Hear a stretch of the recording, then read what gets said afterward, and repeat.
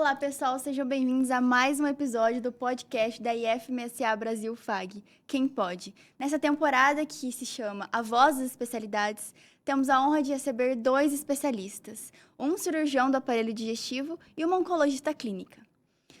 Temos a honra de receber a doutora Taliane Emanuele Betim, que se formou em medicina pelo Centro Universitário FAG, fez residência no Hospital Universitário Regional de Maringá e se especializou na UPCAM, em oncologia clínica. Atualmente, ela trabalha no COOP, no Hospital São Lucas e também na Gastroclínica. Durante a faculdade, participou de algumas ligas, como a Liga de Oncologia, Neurologia e Clínica Médica. Também foi monitora de paz. Mas fora da medicina, ela é apaixonada por atividades físicas, culinária e também, em alguns momentos, se dedica a estudos sobre vinho. Muito interessante. Nosso segundo convidado é o Dr. Matheus Takahashi Garcia, 42 anos. Formado pela PUC-Paraná, ele construiu uma trajetória sólida na área cirúrgica, com residência em cirurgia geral, cirurgia do aparelho digestivo e transplante de fígado, além de um fellowship em transplante de órgãos abdominais. Atualmente, é responsável pelo serviço de transplante hepático, renal e cirurgia hepatopancreato-biliar no Hospital UOPCAM, Hospital do Câncer, aqui em Cascavel, no Paraná. Durante a faculdade, ele já demonstrava seu interesse pela área, ao participar de ligas e estágios de cirurgia e trauma. Um fato inusitado é que o Dr. Matheus já perdeu uma prova de residência, e por um fato muito simples, ele dormiu. E hoje ele vive um momento muito especial. Em apenas 3 dias, ele vai se tornar pai. Então, sejam bem-vindos, doutora Taliane e Dr. Matheus. Obrigada. Obrigado.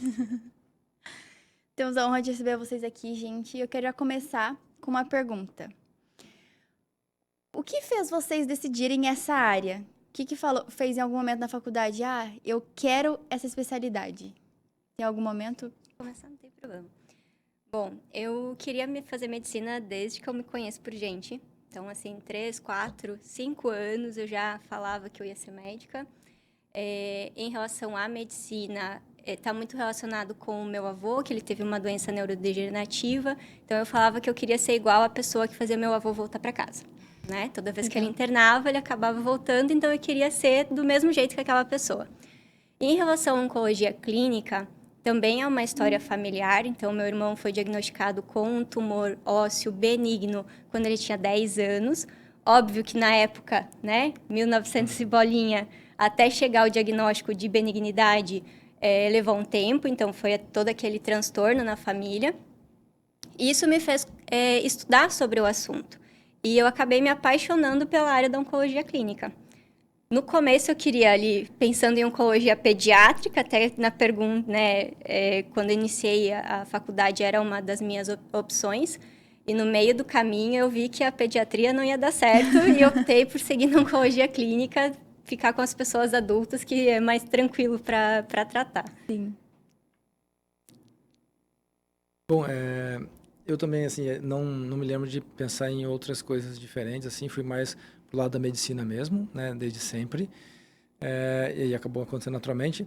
E aí, claro, depois que a gente entra na faculdade, a gente começa a pensar em várias coisas diferentes, diversas experiências diferentes, mas também acho que naturalmente eu fui indo mais para a parte cirúrgica, né, mais a parte prática mesmo, sempre foi o que me chamou mais atenção, então... desde muito no começo da faculdade, já fazia parte das ligas cirúrgicas todas, né? Emergências, trauma, cirurgia, enfim. Então, naturalmente, também, como a faculdade inteira eu fiquei nisso, chegou no final da faculdade, não tinha muita opção, acho que a residência natural seria a parte cirúrgica mesmo, né? E dentro da cirurgia, quem gosta muito de cirurgia, né? E eu sempre gostei muito da parte... eu sei que tem vários caminhos dentro da cirurgia, né? Muitas sub-áreas, todas, mas assim, eu fui meio gostando da parte mais legal, mais difícil, assim, né? Mais complicada e tudo, e a gente eu acabei indo mais para a parte digestiva, né? E aí por isso que dentro da parte digestiva, que engloba também muitas outras áreas, né? Acabei indo para a parte de cirurgia de fígado, a parte de transplante, que é uma parte um pouco mais específica, mais rara, assim, digamos assim. E aí fui trilhando esse caminho, né? E aí foi acontecendo tudo. É muito legal entender sobre isso, né? E, doutora, você comentou que teve o episódio do seu irmão e tudo mais. Foi no meio da faculdade que aconteceu isso? Não, eu estava entrando no ensino médio.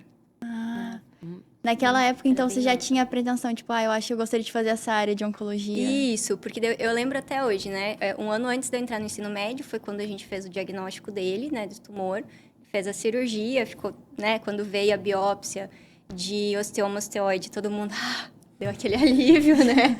Mas até chegar essa biópsia na época levou quase 30 dias ainda, porque foi bem na virada do ano, pressão. então os laboratórios na região estavam entrando em férias, né?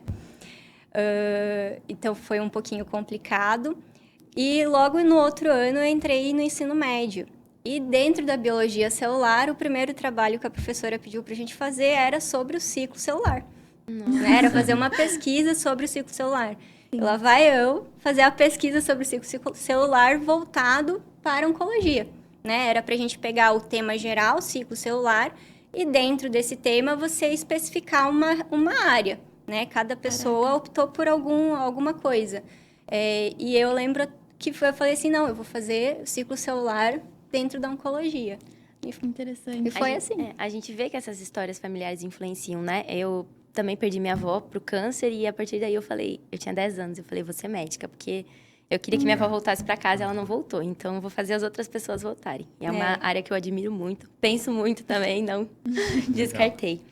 Mas continuando nossas perguntas, mudar um pouquinho, queria saber como que é o mercado de trabalho hoje na área de vocês. Quais são os desafios? Onde que vocês veem que não só vocês, assim como outros médicos da área, mais atuam? O que é mais desafiador? Quer começar, doutor? Tá.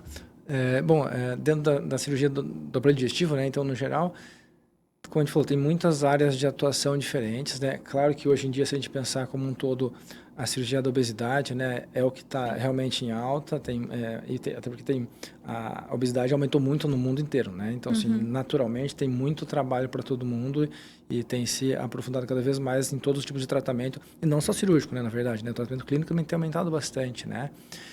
Mas, de fato, dentro do pessoal que faz cirurgia do aparelho digestivo, a cirurgia bariátrica é uma área muito forte ainda hoje em dia e muitas pessoas acabam indo ou parcialmente ou totalmente para essa área, né? Mas a gente tem muitas outras áreas dentro da cirurgia do aparelho digestivo, né? Desde cirurgia de parede abdominal, né? As cirurgias mais comuns como cirurgia de vesícula, outras coisas, cirurgia de refluxo, né? A parte de cirurgia oncológica digestiva, que é muito forte também, né? E em todo lugar vai ter trabalho para isso, não só com cirurgiões oncológicas, mas com cirurgiões do aparelho digestivo.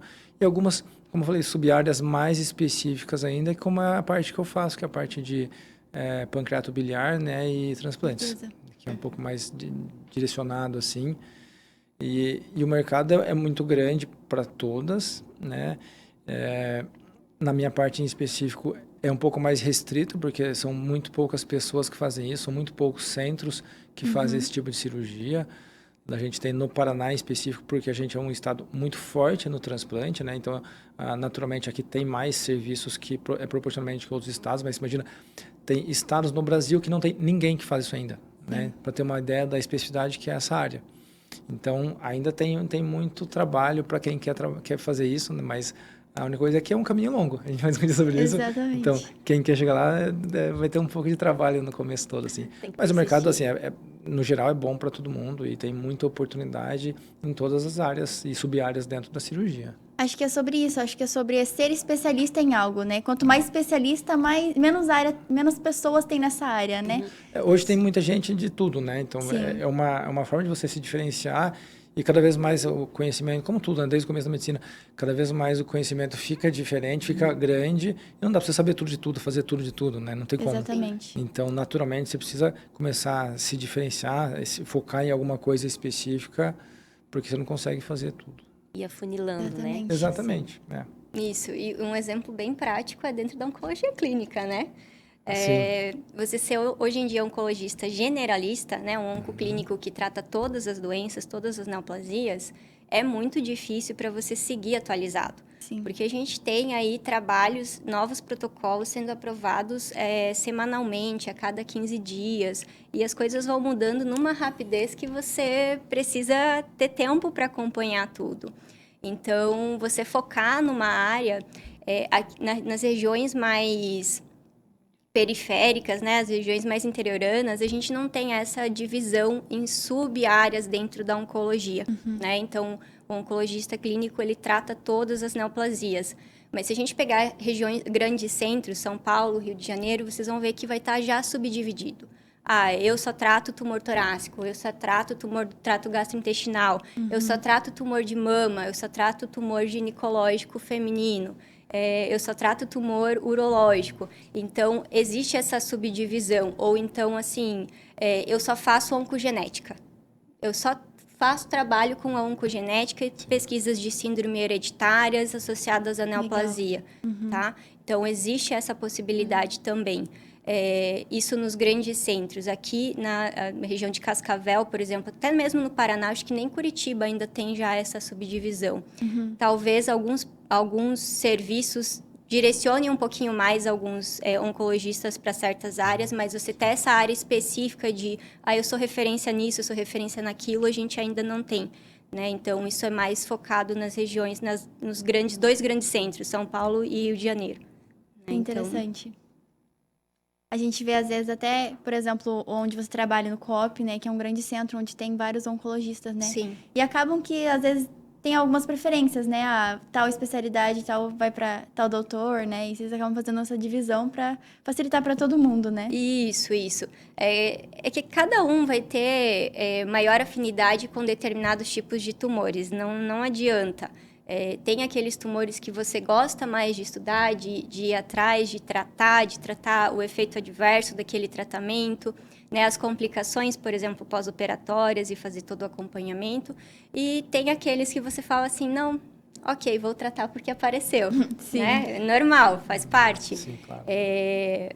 Ali no COP, a gente ainda não tem essa divisão propriamente dita entre cada um faz uma coisa, mas internamente, entre nós ali, como cirurgiões, a gente já fala, se aparecer isso, manda para mim, se aparecer aquilo, manda para fulano, né? Para que a gente consiga também tentar direcionar para uma área que a gente goste e que a gente tenha maior interesse em estudo, né? Porque é o que vai beneficiar o paciente, na verdade. Certeza. E trazendo para a parte cirúrgica, é exatamente a mesma coisa, né? Grandes clínicas de gastro, né, ou de cirurgia, tem colegas que vão realmente já, você vai chegar lá, não, bariátrica vai para tal profissional, né? Não, cirurgia geral, de outras coisas, vai para outro colega, né? E assim vai também, porque, como a gente falou, não tem como você fazer tudo muito bem, né? Saber tudo ao mesmo tempo, né? Fica muito mais adequado e acho que faz mais sentido você realmente acabar subdividindo algumas coisas, né? Claro que assim, é a mesma coisa, algumas coisas a gente vai fazer também, mesmo que não seja o dia a dia, né? Mas a gente não tem mais tanta prática, né? Tanta experiência, ou mesmo algumas coisas nem tanta vontade mais de fazer, né? Porque você foi perdendo o interesse, porque você foi focando em outras coisas. Então, naturalmente, algumas coisas você vai deixando de lado, né? Normal, como tudo na vida, você vai gostando de mais alguma coisa e, né? Não dá para realmente fazer tudo. Exatamente. Eu queria perguntar para vocês, tem alguma coisa na área de vocês que você, a pessoa fala assim, tem alguma coisa que mais chama atenção, que vocês mais gostam de atender ou que mais gostam de fazer, e algo que vocês consideram mais desafiador? Dentro da oncologia, tudo é desafiador, tá? Desde a chegada do paciente, porque receber um diagnóstico de câncer não é fácil. Sim. Então, é um paciente que está bem fragilizado na sua frente e você precisa entender e conseguir sentir o que aquele paciente quer de você. Porque tem paciente que quer um médico que fale para ele sobre o prognóstico, que dê números, que dê quanto tempo ele tem de vida, quanto tempo a doença vai, em média, a doença vai responder àquele tratamento. E tem paciente que só quer que você diga, fica tranquilo, eu estou aqui e nós vamos caminhar juntos, tá? Então, você tem que conseguir diferenciar esses dois tipos de paciente, porque se você fizer o tratamento inverso com eles, vai ser bem difícil de manter a relação médico-paciente. Com certeza. Né? Então, precisa ter uma sensibilidade na hora da consulta muito, muito grande na primeira consulta. Porque, geralmente, você nunca viu esse paciente, é a primeira vez que ele está chegando para ti. Aqui a gente tem muitos pacientes que vêm de fora, então não vêm referenciados da própria clínica, então não tem nem como você conversar previamente com o cirurgião, né? Vem enfim, das cidades próximas, vem do Paraguai, vem da Argentina, vem do Mato Grosso. Então, fica difícil você ter esse contato e o paciente vai chegar e você tem que conseguir sentir o que é que ele quer de você. O que Então, ele quer ouvir, né? Você isso falar mesmo. o que ele quer ouvir. O que ele quer ouvir. Porque senão você acaba perdendo essa relação também, né? A confiança Isso, e tudo mais. Senão isso. ele não volta. Isso digamos mesmo. assim. Porque tem paciente que está tão assustado com o diagnóstico que ele não quer saber o que vai vir depois. Ele quer saber que tem alguém para caminhar com ele. Um consolo ali na hora. Isso, alguém que acolha. E né? acho que, querendo ou não, é com o tempo que a gente desenvolve essa habilidade, né? Porque eu acho que no começo talvez Gente, fosse mais difícil. Na medicina, tudo é tempo. Com certeza. Né, Matheus? Tudo é Tudo é tempo. experiência, né? Isso aí. Até, assim, desde o próprio exame físico. Você não vai aprender e gravar todos os sons pulmonares no primeiro exame físico que você for fazer, tá? Não vai. certeza. É com o tempo que você vai conseguir diferenciar esses sons. É com o tempo que você vai diferenciar as bolhas cardíacas. É com o tempo que você vai perceber se aquele abdômen tem mais característica de um peritonismo ou não tem. Se aquela dor que você fez ali no Bloomberg tá certo ou não tá. Então, é tempo. É tudo Sim. prática. Você precisa ir praticando para você criar essa experiência e você conseguir discernir na hora que você estiver na frente do seu paciente. Com certeza. Então, tenha calma. O cirurgião falando, meu Deus, não lembro mais nada desses termos. Não, o certeza. Bloomberg ele sabe. Brincadeira, mas é verdade. Porque tem que saber. Bloomberg ele tem que saber. Esse não dá pra esquecer. Assim, falando da nossa parte em termos de desafio, assim, né? Na minha sub-área em especial, na parte de transplante, em especial transplante de fígado, eu costumo dizer que o desafio é grande porque o nosso perfil de paciente, né, é até um contrassenso. A gente vai pegar o pior paciente possível, então o paciente está desnutrido, com coagulopatia, com plaquetopenia, né, que seria aquele paciente que a gente não indicaria nenhuma cirurgia para ele, que teria todos os motivos de contraindicação de uma cirurgia eletiva, por exemplo, que é o que diferencia das outras áreas dentro da cirurgia do aparelho digestivo. Então, a gente pega esse paciente que tem todas as contraindicações para a cirurgia e a gente vai fazer justamente uma das maiores cirurgias que existe nele.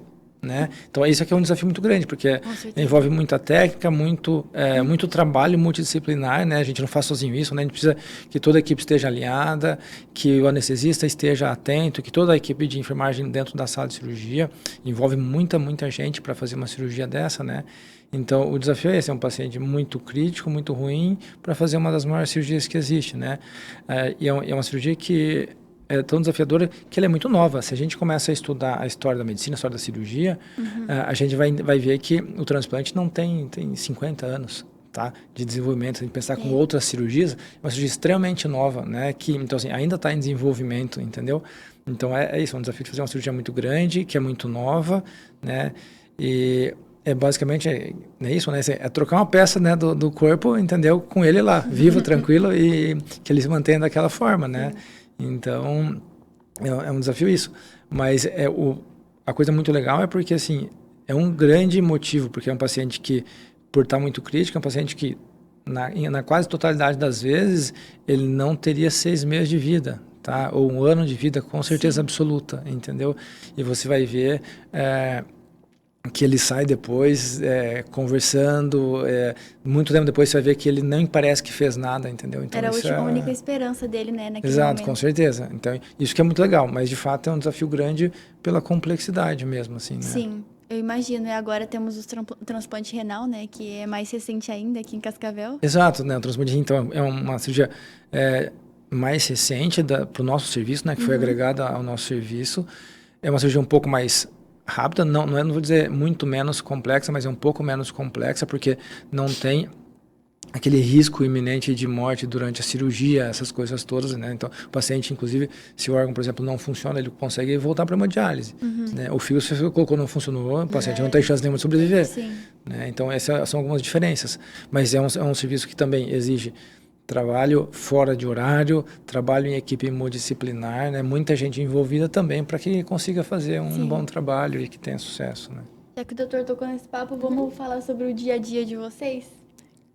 Quer que eu Pode fazer a pergunta. Vocês consideram, assim, muito corrido equilibrar o dia a dia com a família, com a rotina que tinha antes? Tiveram que readaptar muita coisa?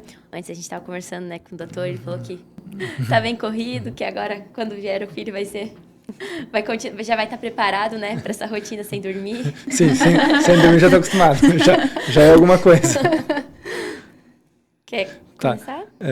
Bom, então assim, a nossa rotina é totalmente sem rotina, né? No meio dentro da nossa sub-área, dentro da cirurgia predigestiva, que trabalha com transplantes, né, e captação de órgãos, é uma rotina sem rotina.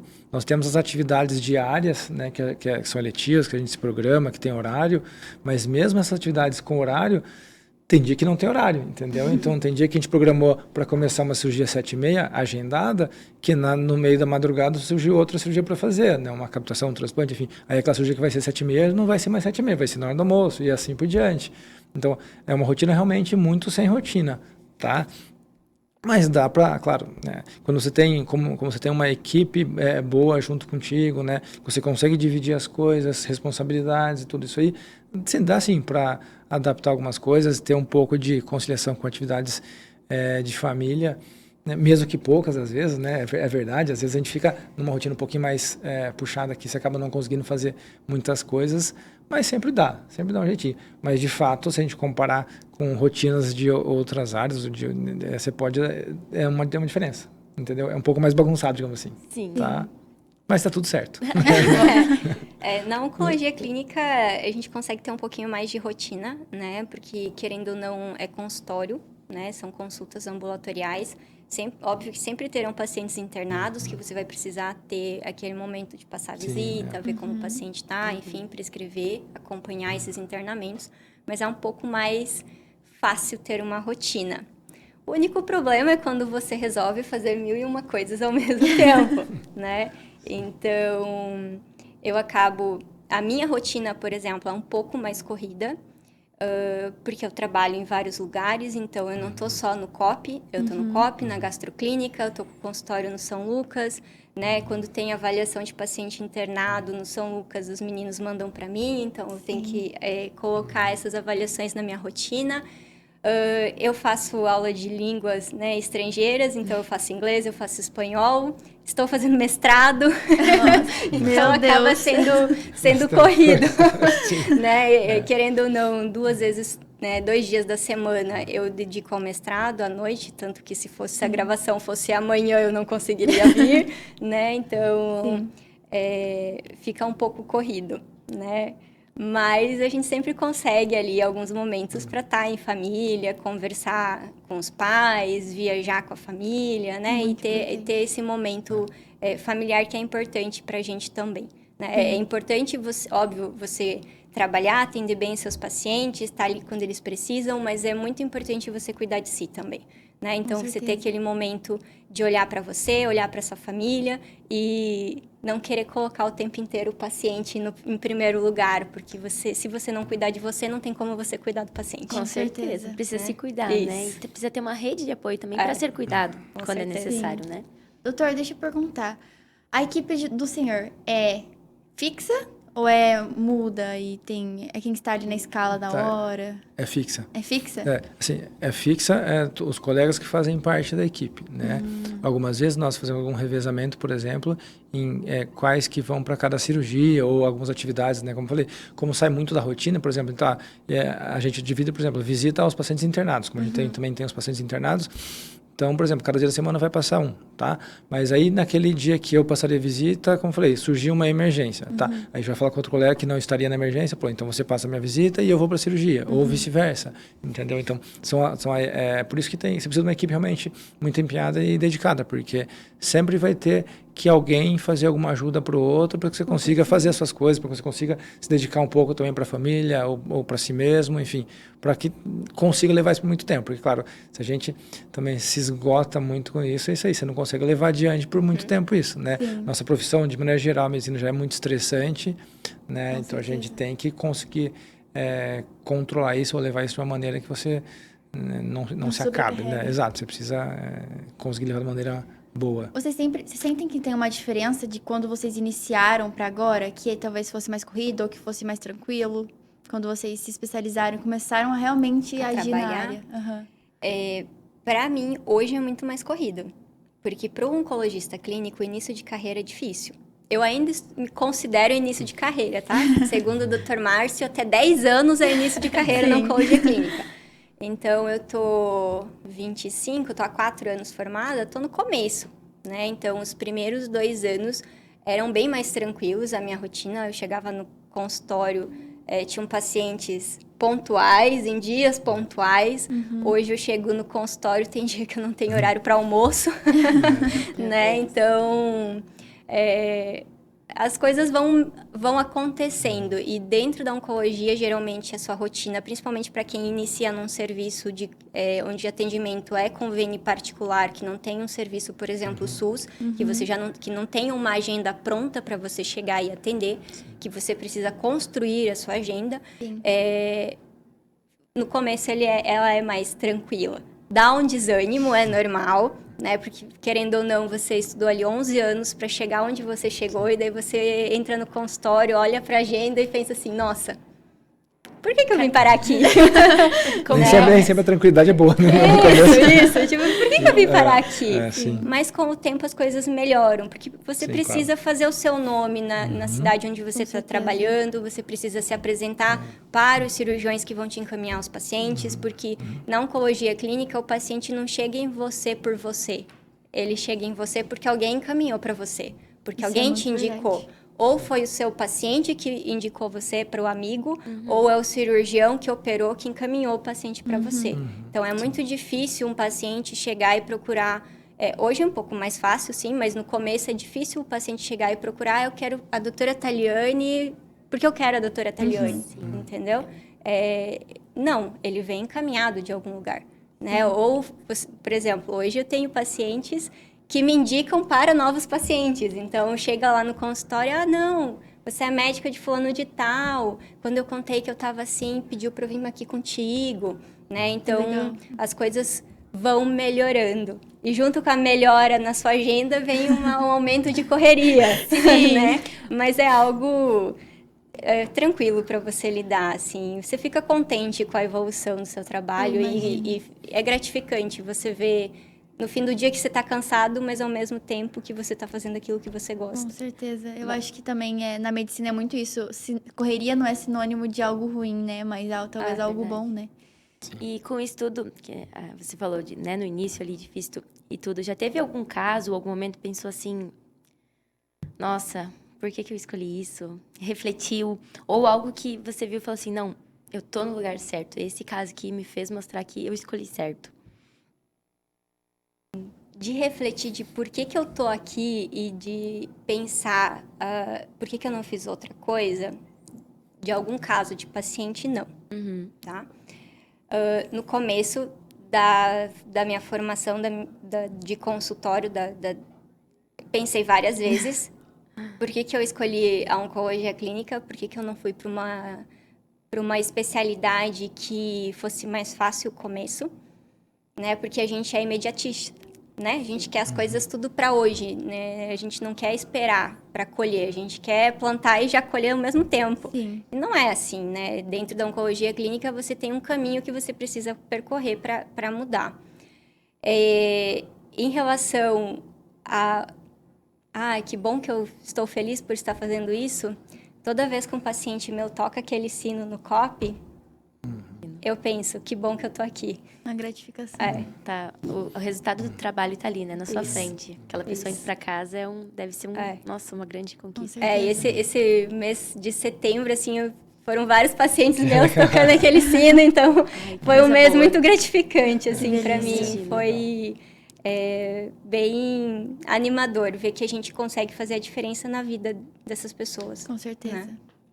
Legal. Doutor?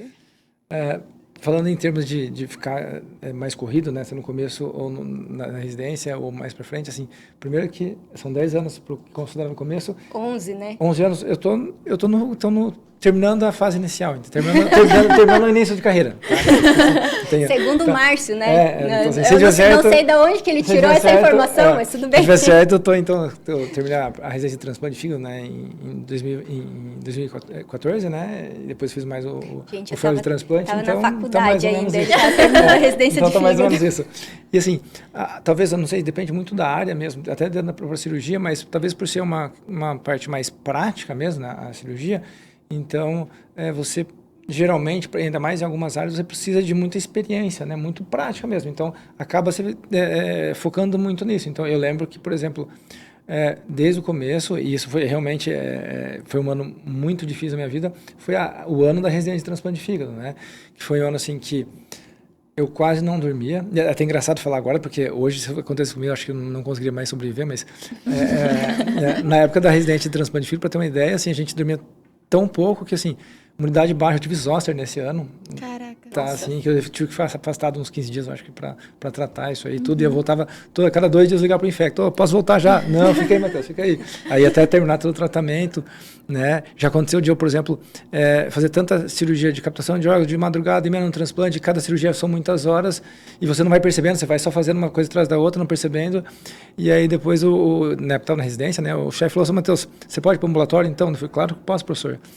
Eu fui sair da cirurgia, as duas pernas travaram. Tipo, estavam duas de tanto tempo em pé. Sim. Eu não conseguia andar mais, entendeu? Mas nesse dia eu teve que pegar um colchãozinho, levar, Matheus, descansa aqui um pouquinho, fica lá deitado meia hora, para conseguir levantar e seguir para a próxima etapa, que seria o ambulatório, entendeu? Então, assim, acaba talvez, assim, em algumas áreas, a gente focando muito na parte prática mesmo. Então, assim, acho que daí, desde o começo da residência, na parte, por exemplo, na cirurgia geral, em si, para mim foi um pouco mais tranquilo. Mas como foi evoluindo para a parte mais específica, aí foi sempre bem corrido, tá? Foi sempre bem corrido. Naquela época, porque eu queria pegar muita experiência, então assim, eu falava assim, pô, eu quero, quando eu fiz depois o fellow, então, aí assim, eu morava até perto do hospital, tá?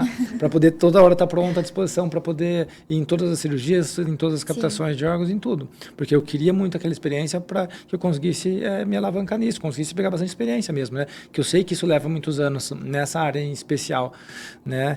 E aí, claro, depois com o tempo você consegue ir dividindo mais as coisas com o resto da equipe, então você vai ficando numa situação um pouco menos corrida, digamos assim, tá? Só que daí, quando passar do tempo, as coisas vão evoluindo, assim como eu passei dos 10 anos, então assim, aí você começa a sair do começo da carreira e aí você começa a pegar mais responsabilidades, como foi quando, por exemplo, eu vim para cá para assumir o serviço, né? E aí, então assim, aí lá o que eu estava mais ou menos estruturado, aqui eu que fiquei como responsável principal. Então aí você começa a ter mais tempo ainda de se despender mais tempo, porque você precisa ter certeza que tudo está rodando bem, né? Aí começa a ficar corrido de novo, né? Entendeu? Sim. Mas assim, como a gente falou, a correria também é uma coisa boa nas fases da vida, assim, né? A gente nunca quer em excesso, mas quando está muito corrido, muito movimentado, é porque você sim tá tendo bastante trabalho. Isso é bom, né? É gratificante, certeza, né? Também, de qualquer forma. E teve algo marcante na sua carreira, assim, que você fala, teve um caso, assim, que me marcou? Caso, é muito legal por essa área, assim. Casos, a gente tem alguns muito legais, assim, né? Um caso muito marcante para mim, assim, que é, como eu falei, esses pacientes que a gente trata são pacientes que não estariam vivos em um ano, tá? Em 6 meses, muitas vezes, né?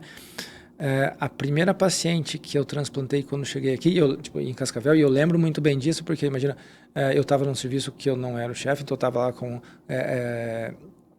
os filhos dos chefes do serviço, então nunca era toda a responsabilidade minha, e de repente eu toquei como responsável principal em tudo que acontece, que vai recair sobre mim, né? E aí eu vou fazer o primeiro transplante quando eu cheguei aqui, tá? Aí apareceu a oferta, eu fui ver o paciente, era uma paciente de, na época, se eu não me engano, 19 anos. Nossa, novinha. Aí você começa a pensar, pô, então assim, é uma responsabilidade maior ainda, porque pô, ninguém quer que uma paciente de 19 anos, e não é o caminho natural, que ela não tenha sucesso numa cirurgia, né? Então, e aí essa paciente foi bem, né? Sobreviveu, ficou muito bem, e é uma paciente, como eu falei, não teria uma sobrevida muito longa, e hoje já tem 4 anos e pouquinho de transplante, ela engravidou e o filhinho dela já nasceu há pouco tempo atrás, entendeu? Então assim, é uma pessoa que, como eu falei, não estaria nem viva, e hoje não só está muito bem, muito viva e com o filhinho. Então, isso marca muito, né? A gente tem muito contato ainda. Isso é um exemplo muito legal de como o transplante muda a vida da pessoa, entendeu? Então, isso é um caso muito marcante, né, na minha vida, até porque ela foi o transplante primeiro que eu fiz aqui. E curiosamente, um outro caso muito bacana e muito marcante aconteceu justamente essa semana, né? Na época eu estava em Curitiba ainda, no serviço, eu transplantei um paciente lá, de fígado também, como eu falei, eu morava muito perto do hospital para não perder nada. E aí, nessa época, esse paciente, eles moram sempre muito, no período de recuperação, com uma cirurgia muito grande, eles não conseguem terminar, ter alta e ir para casa já. Então, eles têm que ficar morando meio perto do hospital também, sabe? Por um tempo, porque os retornos são frequentes e tudo mais. E esse paciente, por coincidência, ele alugou um apartamento vizinho de porta do meu apartamento, assim, né? Então, a gente virou, além de paciente meu, ele era meu vizinho daí, sabe? Então, aí a gente ficou muito amigo, tudo isso, e ele ficou bem, tudo foi para casa. E aí agora, 4 anos depois, um pouco menos, quando ele voltou, o pai dele desenvolveu cirrose também e desenvolveu tumor, tá? E precisaria transplantar, né? E aí, automaticamente, ele lembrou e sabia que eu estava aqui agora, tá? E aí, como ele ficou muito amigo meu e confiava muito em mim lá na época que eu estava em Curitiba ainda, ele trouxe o pai dele para consultar comigo, porque ele queria que o pai dele transplantasse comigo. Sim. Tá? E o transplante do pai dele aconteceu faz 2 dias. Caraca. Tá? E o pai dele está excelente. Tá? O pai dele transplantou Que com alegria. 76 anos de idade. Uou. Uma idade que antigamente a gente não indicaria fazer nenhum tipo de cirurgia. Então a gente fez um transplante de fígado nele, entendeu? Com 76 anos, e hoje ele está assim, ó, dando joinha, conversando normal já e tudo aí, com 2 dias de transplante. É muito, Tá. muito feliz, Então né? isso é muito legal. São histórias que marcam a gente mesmo, né? Acho que no final, quando acontece isso, igual você falou, quando toca o sino, quando a gente vê um pós-cirurgia, a gente vê como a medicina realmente faz a diferença, né? São áreas, né? Sim. Apesar de diferentes, nossas áreas são áreas da medicina que proporcionam muito essa experiência de mudança de vida do paciente, né? De gratidão do paciente. É muito, muito bacana. Isso é muito... E até porque a nossa rotina é muito corrida, independente da área, isso ajuda a gente a ter uma compensação e ter mais energia, mais ânimo para continuar trabalhando, para continuar seguindo com isso aí. É muito certeza. legal, é uma parte muito importante, né, do nosso trabalho. Quando eles não fazem a gente chorar, né? Imagina. Muito Exatamente. frequente, Sim, não. sim. Então, tem muitas histórias assim, legais. Eu acredito também que o senhor ter construído uma relação com ele muito boa, porque às vezes você pode ser um médico, pode operar e dar tudo certo, mas se você não tem uma relação boa, ele não vai voltar ou trazer um familiar dele, né? Claro, Então essa com confiança certeza. que passa Sim, sem dúvida. e tudo mais. Sem dúvida. Já teve algum momento que vocês passaram assim? Eu sei que, igual vocês falaram, por exemplo, na cirurgia sempre é algo complicado, né? Em um momento crítico, mas teve um momento na cirurgia ou na clínica que vocês viram e falaram assim, esse aqui é um momento crítico e eu tenho que saber lidar com isso agora. Não tenho tempo para pensar. E agora, isso é muito... Deixa eu ver. Eu acho que não dentro da clínica, mas com o paciente internado. Às vezes tem algumas neoplasias que não dão sinais, não dão sintomas, e quando a gente descobre, a doença já é metastática, de grande volume, e você precisa chegar para a família para o paciente que acabou de descobrir uma doença e dizer que talvez a gente não tenha mais tempo de fazer o tratamento, tá? Isso aconteceu comigo já 2 vezes.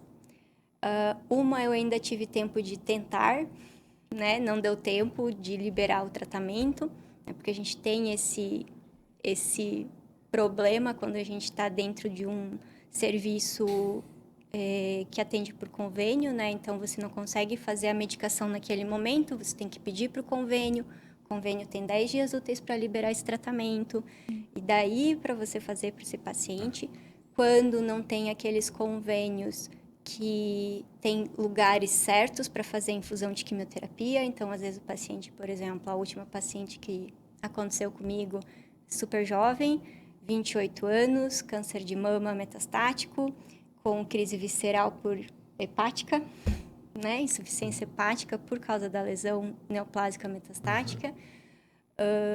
Eu precisava fazer quimioterapia nela naquele momento, porque era a única coisa que vai tirar ela da crise visceral é a quimioterapia, né? Então, poderia dar uma chance para ela reverter esse quadro. O convênio dela não fazia quimioterapia aqui em Cascavel. A gente tentou conveniar a clínica, o convênio disse que não precisava, porque o único lugar que eles tinham para quimioterapia na região era Maringá e já era suficiente para atender a demanda deles, né? O que eu fiz foi encaminhar esse paciente para o PECAM. Obrigado. Eu não consegui, né, ficar de mãozinhas cruzadas e ficar assistindo o que ia acontecer com a paciente, né? Eu liguei pro Lucian lá na UPK e eu falei, pelo amor de Deus, puxa essa paciente pra gente tentar fazer alguma coisa por ela. Não deu tempo, né? Então, a gente teve... Foi difícil porque é uma paciente muito mais jovem do que eu e daí você começa a comparar, né? Sim, claro. E, assim, um diagnóstico muito ruim, né? Então... difícil, esses momentos são difíceis, né? Agora, aquele paciente que chega para você dentro da clínica, do consultório, seja no COP ou na gastroclínica, é um paciente que você tem mais o que fazer, entende? Você tem tempo, Tem né? tempo. Agora, esses pacientes que internam no hospital e fazem o diagnóstico no hospital por uma disfunção de órgãos, por exemplo, né? Numa crise visceral, é um paciente que você precisa agir muito rápido. E, às vezes, você não tem esse tempo. Então, é difícil você chegar para a família, para o paciente e falar A notícia, né? que você não vai conseguir. Sim. Eu acredito que esse que eu falei, não tenho tempo de pensar, seja muito assim também na cirurgia em si, né? Porque você já está ali e às vezes você realmente não tem esse tempo. Exato. Então, acontece isso bastante com a gente, em especial na cirurgia, né, que eu faço, que é a parte de transplante. A parte de cirurgia oncológica, tá, digestiva, também acontece isso. Às vezes a gente entra programado, por exemplo, para fazer uma retirada de um tumor num local do fígado e você descobre na hora que tem mais lugares, por exemplo. Então, você tem que mudar totalmente a sua estratégia e você não tem tempo. Não, beleza, então vou remarcar a cirurgia, não dá, né? Você já está no momento da cirurgia. Então, você tem que mudar a estratégia e pensar realmente na hora, né? No transplante, isso acontece bastante porque muitas vezes, aí sim, é um momento mais crítico ainda e que a gente precisa sempre tomar algumas decisões. A gente sabe, por exemplo, qual a sequência toda que a gente precisa fazer no transplante, né?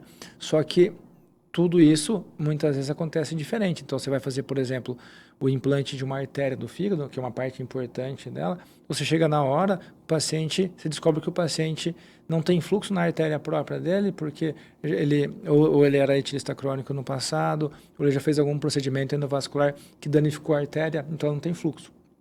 Sem fluxo na artéria, não consegue reperfundir o fígado, né? Você não consegue manter o fígado por bastante tempo. Então, você tem que mudar a sua estratégia na hora, usar uma prótese, puxar a artéria de outro lugar. Já aconteceu uma coisa muito grave, que também é uma experiência muito marcante, em que, e aí eu tive realmente decidido na hora, porque eu já estava com um transplante em andamento numa paciente, e quando eu peguei o fígado que eu recebi de outro lugar para colocar nela, né, o fígado novo dela, a gente percebeu que o fígado novo já estava com um problema gravíssimo na artéria. E que era irreversível, eu não ia conseguir resolver aquele problema naquela hora. Então, assim, a paciente já estava sem o fígado dela, eu não conseguia colocar o fígado novo de novo nela, tá? O fígado velho de novo, tá? Porque ele já não funcionava. Eu tinha que colocar o fígado novo, só que eu sabia que aquele fígado já estava com a artéria comprometida irreversivelmente. Então, eu tive que tomar a decisão de colocar o fígado novo mesmo assim, sabendo que ele já estava com um problema, só para que ela tivesse uma função temporária do fígado, tá? Enquanto ela aguardava um novo transplante. E aí eu acabei o transplante e tive que ir lá dar notícia para a filha dela, né? Falei assim, sua mãe sobreviveu, tá tudo certo, mas eu tenho certeza que se ela não transplantar de novo em 5 dias, ela vai morrer. Tá? Então dá uma notícia para uma filha, a mãe já era jovem, a transplantada já era jovem, acho que a filha dela tinha 18 anos, assim. Né? E dar essa notícia, Difícil, né? difícil. É muito difícil. Só que foi uma decisão que eu tive que tomar na hora, porque senão ela não ia sobreviver nem ao término da cirurgia. Sim. E não só ela sobreviveu, como menos de 24 horas depois surgiu uma oferta nova para ela, ela transplantou de novo e sobreviveu. E eu vi ela hoje no ambulatório, inclusive, e está muito bem, entendeu? Então, são decisões rápidas que a gente precisa tomar. Mas, como eu falei, na nossa área tudo é muito gratificante por conta desses episódios, assim, né? Porque são casos muito graves e quando dá tudo muito certo, assim, é muito legal. Ficam histórias, né, pra gente, assim. Essas informações vocês não têm acesso quando receber? Temos um fígado disponível. Assim, muitas vezes, tá, como é que funciona? A gente tem, tá?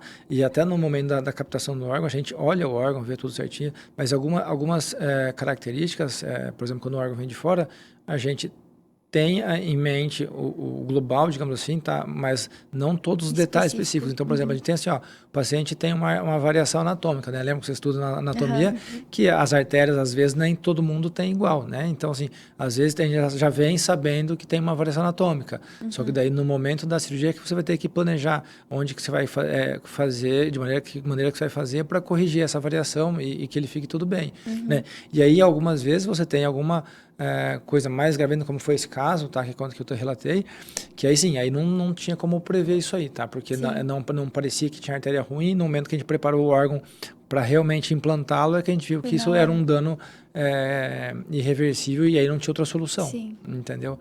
Então, às vezes, realmente a gente passa por algumas situações bem delicadas, assim, né? A medicina é uma surpresa, né? A gente não tem como prever nada. Bom que no exato. final deu tudo certo. Sim. E, doutora, uma curiosidade também, às vezes, quem pensa em fazer oncologia, algum dia acostuma dar notícias de que aquela pessoa talvez não consiga, por exemplo? Porque muitos cânceres, né, você vai conseguir tratar. E muitos você já sabe que não vai ter um bom prognóstico e vai apenas, talvez, paliativo ou acompanhar. Acostuma algum dia ou não? Não. não acostuma, né? E eu acho que se a gente acostumasse a dar essa notícia, a gente não teria coração, né? Exato. A gente estaria na profissão errada, na especialidade errada, porque eu acho que quem faz oncologia clínica, antes de ser qualquer coisa, super inteligente, super estudioso, de se dedicar e estar sempre atualizado, eu acho que a empatia vem em primeiro lugar.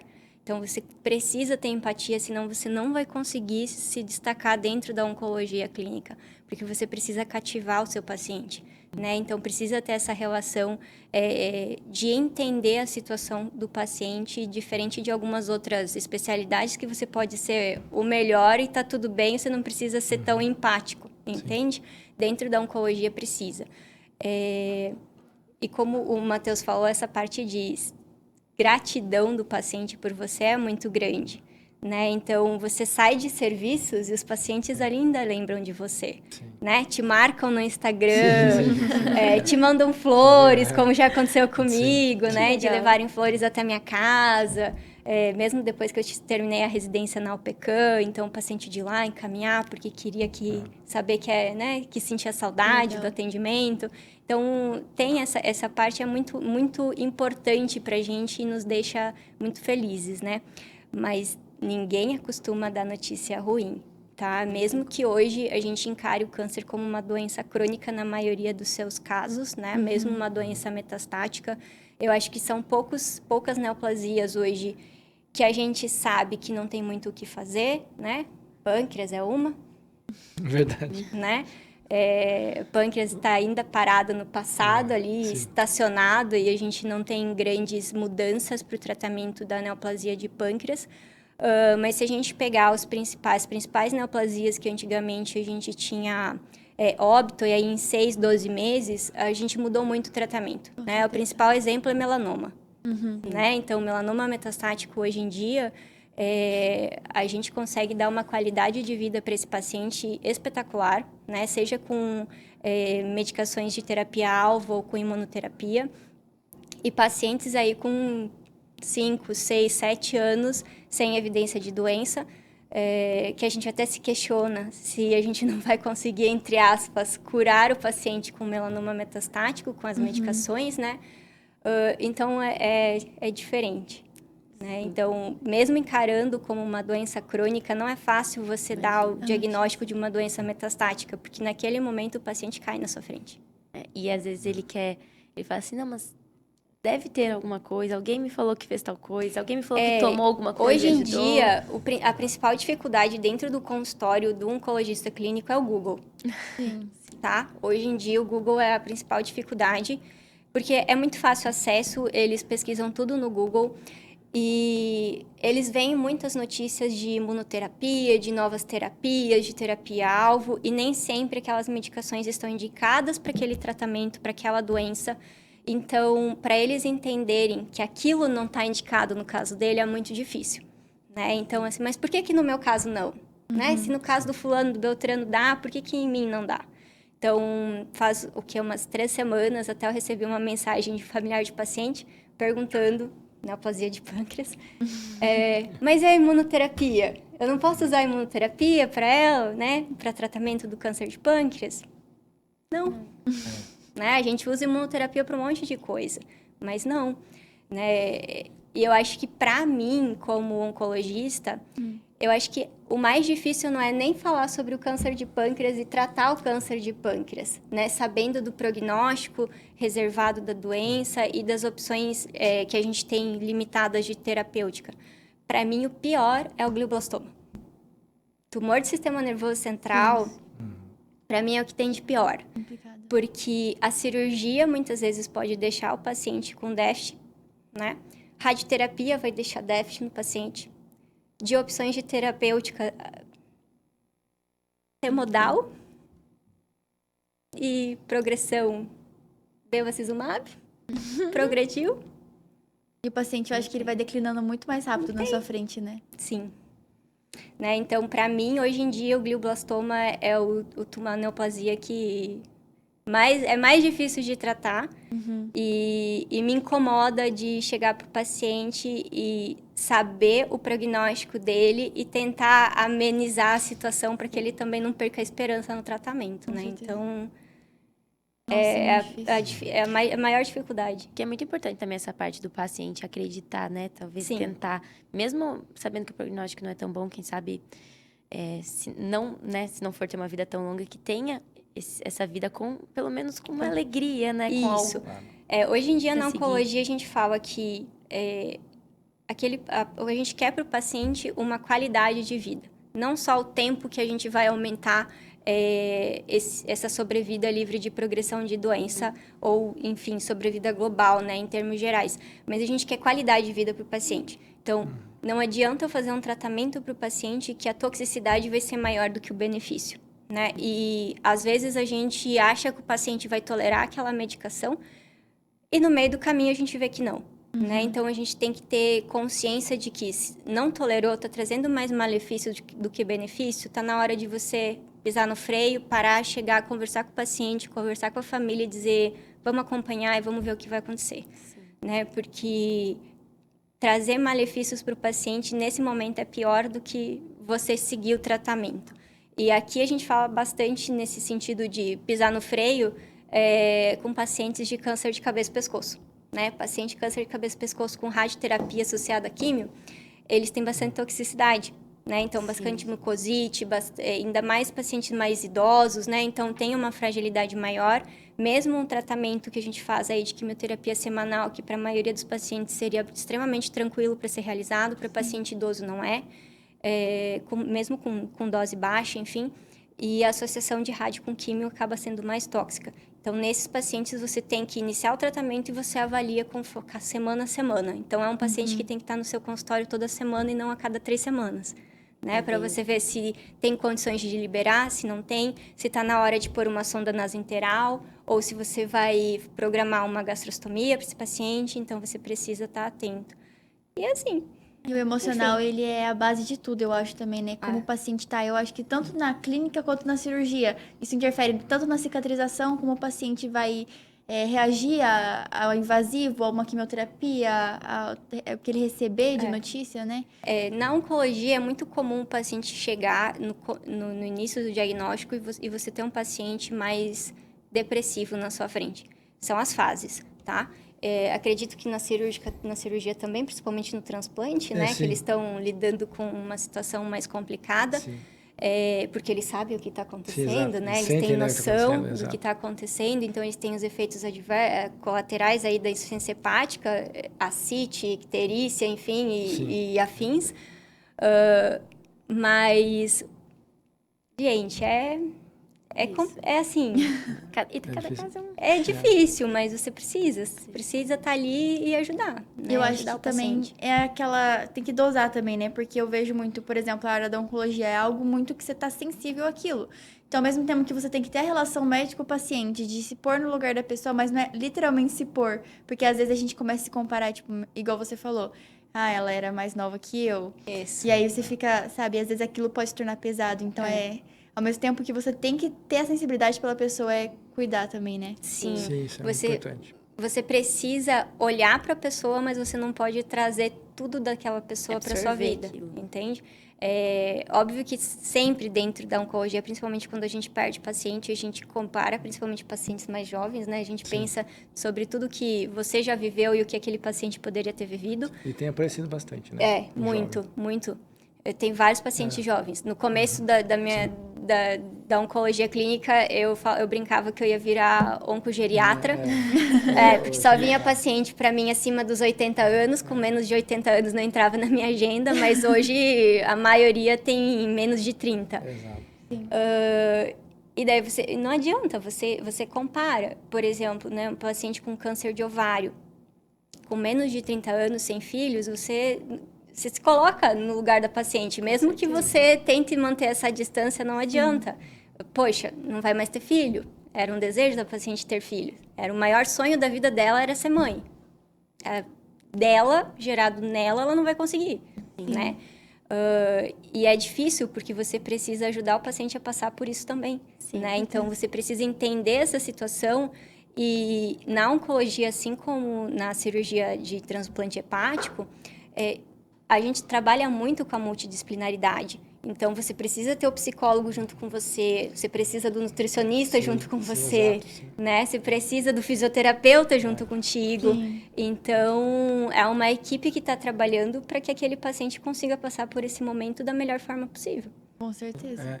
E o paciente precisa acreditar, né? Assim como Precisa. na oncologia, quando a gente está pensando no paciente, por exemplo, transplantável, né? Que ele vai entrar em fila, você precisa fazê-lo entender que ele precisa se cuidar, que ele precisa permanecer firme, que ele vai entrar na fila, por exemplo, ele talvez fique meses esperando isso, né? Então, por isso que o suporte nutricional e, em especial, o suporte psicológico é muito importante, né? Para o paciente entender, pô, e agora? Eu tô grave, mas eu vou voltar para minha casa, ficar sentadinho lá esperando só Deus sabe quanto tempo até surgir uma oferta com órgão compatível, que pode, por exemplo, acontecer em 2 meses, mas pode acontecer em 6 meses ou até mais, né? Hoje a gente está num estado com as melhores taxas de doação de órgãos. Então, aqui, a chance do paciente entrar em fila, a gente sempre reforça isso para o paciente, que é um motivo para ele ficar mais animado mesmo. Assim, o paciente que entra na fila, né, no estado do Paraná, muito provavelmente ele sempre vai ter uma chance de transplante, tá? Sempre vai ter uma oferta de órgão compatível para ele. Então, a gente precisa animar, motivar o paciente para que ele continue se cuidando, né? Lembrar que, por exemplo, o nosso paciente que a gente tem com etiologia do álcool, por exemplo, tá? A gente não pode transplantar com etilismo ativo, então a gente tem que motivá-lo para que ele consiga fazer o acompanhamento e tratamento do alcoolismo, que ele consiga parar e ficar em abstinência completa por bastante tempo, né? Sem julgar isso, isso é importante. Às vezes, na primeira consulta, a gente faz algumas perguntas, dependendo da forma como você conversa com ele, ele pode se sentir meio acuado de responder com veracidade, e a gente tem que deixar claro que a gente não está aqui para julgar o problema dele, ele não está nessa, a gente sabe que ninguém está nessa porque quer, né? Que é uma doença, que é um problema que precisa realmente de tratamento, para que ele sinta realmente, tipo, você entende a situação dele, que você pode realmente ajudá-lo, para que ele consiga percorrer esse caminho todo até chegar lá no transplante, né, da melhor maneira possível. Senão ele desiste e aí você não consegue fazer mais nada por ele, né? Porque, querendo ou não, a gente quer o melhor pro paciente, né? Exato. Aí ele precisa entender isso. Porque às vezes a gente fala assim... Porque eu acho que, assim, muito paciente, quando você chega e fala... Você vai ter que entrar numa fila de transplante, ele fala... Uma fila?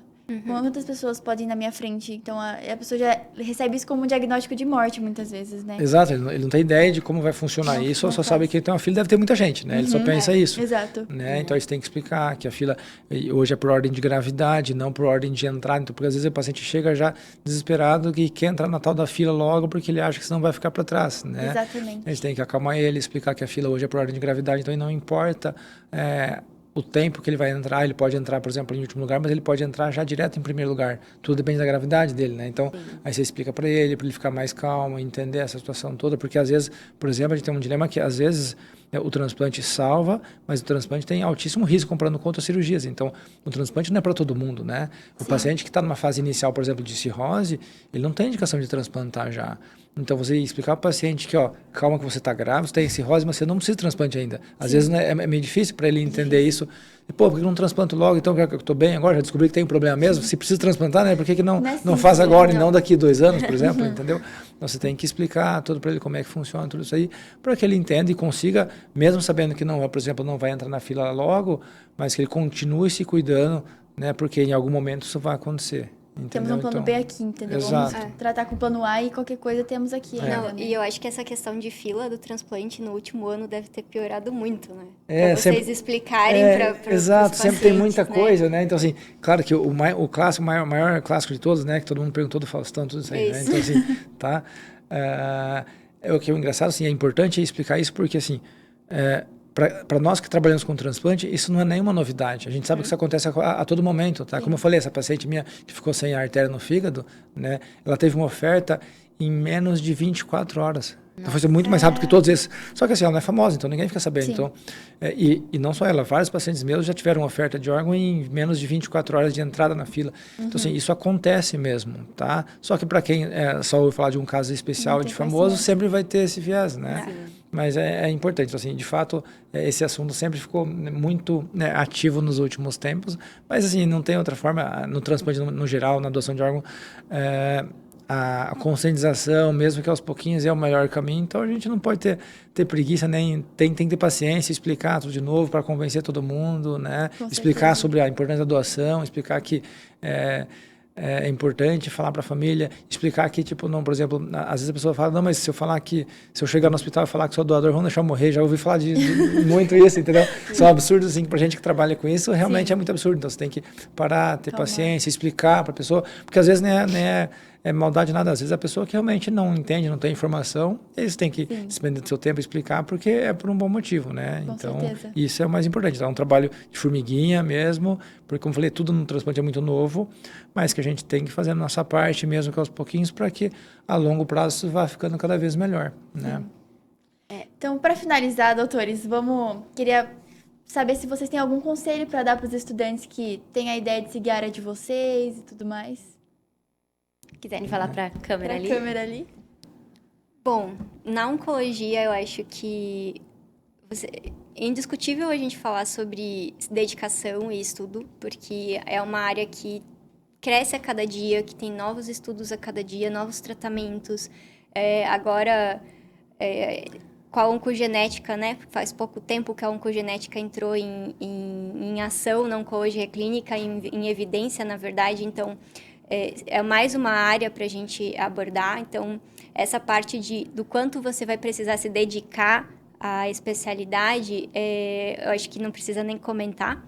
Eu acho que a gente tem que frisar bastante que dentro da oncologia clínica você precisa ser mais humano do que o normal, né? Porque são pessoas que precisam mais do seu acolhimento. Sim. Então, você precisa trabalhar essa sua parte humana, essa sua parte de empatia, de acolhimento, mais do que na grande maioria das especialidades. E se você tem uma dificuldade em fazer isso, talvez agora na faculdade já seja o momento de você ir trabalhando isso, tá? E eu digo por mim mesma, tá? Porque quando eu era adolescente eu tinha dificuldde de falar com as pessoas, então eu vivia me escondendo, né? E eu fui trabalhando isso para chegar hoje e conseguir atender o meu paciente com a empatia que ele merece. Então, eu acho que isso é fundamental e é uma dica para quem quiser fazer oncologia clínica, né?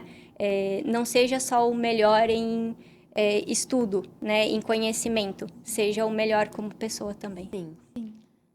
Doutor?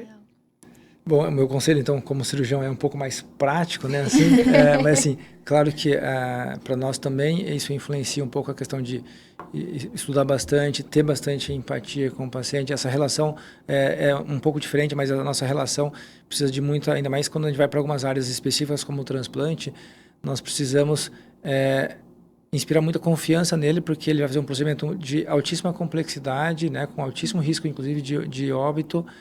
E assim, ele vai deixar a vida dele nas nossas mãos, né? Então, a gente precisa desenvolver esse lado realmente de passar essa confiança para ele, mas em especial para quem quer a formação completa nessa área, a gente precisa desenvolver realmente a parte prática e saber que você vai precisar, desde o começo da sua formação, abdicar de muitas coisas da sua vida, não só para estudo, mas como para a parte de treinamento mesmo prático.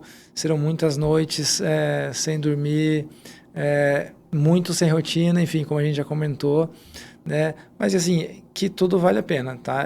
No final das contas, o cansaço você não vai nem levar em consideração quando você pensar que você ajudou muito uma pessoa, que você mudou o rumo da vida daquela pessoa. Então, esse lado gratificante é muito mais importante. Então, quem quer ir para essa área, é muito legal realmente, te exige bastante, mas tem recompensas grandiosas, isso faz tudo valer a pena. Que bom. É bem verdade, gente. Muito Muito obrigada obrigada por vocês estarem aqui. Imagina, A gente sabe foi como um é prazer. corrido, né? Dispor desse tempo aí pra gente. Gente, acabou o episódio, infelizmente. Falamos. Se desse, a gente continuava falando aí. Mas obrigada por assistirem. Próximo episódio, receberemos um orto e um reumatologista. Então fiquem ligadinhos. E pessoal da live, obrigada também por assistirem.